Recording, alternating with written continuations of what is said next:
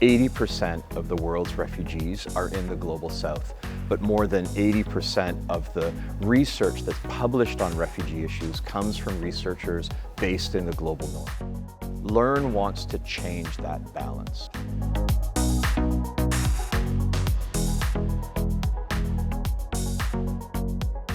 What we've accomplished is setting up working groups in Kenya, Tanzania, Lebanon, and Jordan to make sure that partners within the Global South have more of a say in the research agenda. We've conducted research on issues of localization and refugee participation, the transition from education to employment, to understand the local context within which we work to try and find solutions for refugees.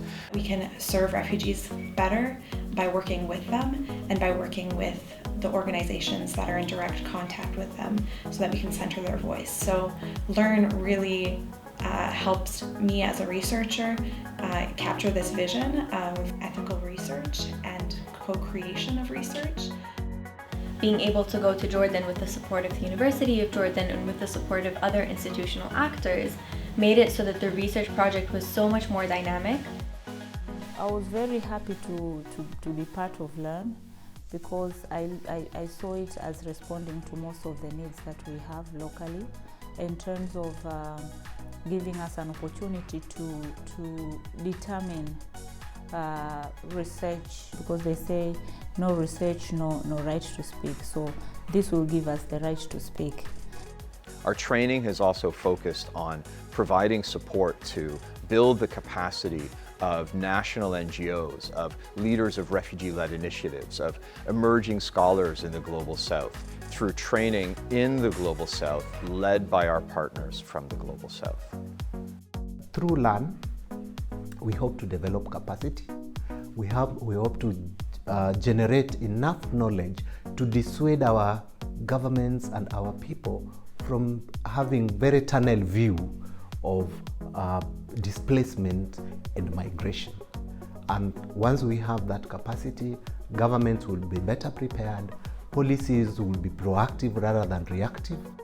What was cool about LERRN is that they approached me, someone who's a former refugee, to ask me to come on the advisory board to tell me that, we have nothing decided. It's going to be up to basically, it's a collective decision making process, and refugees are right in the center of that decision making process.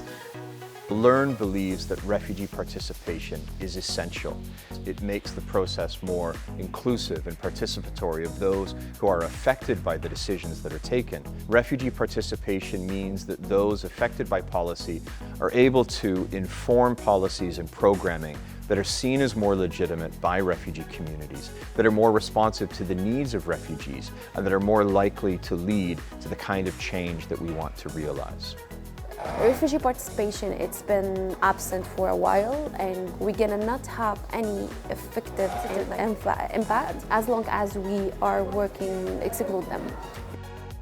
LERRN, it's about mobilizing the knowledge, mobilizing the information that is being created by researchers or scholars, etc.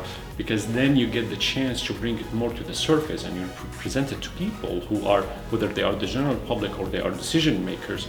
Then once that is available, again, you don't depend on the fact that this person will do the right thing. You rely on the fact that information is there.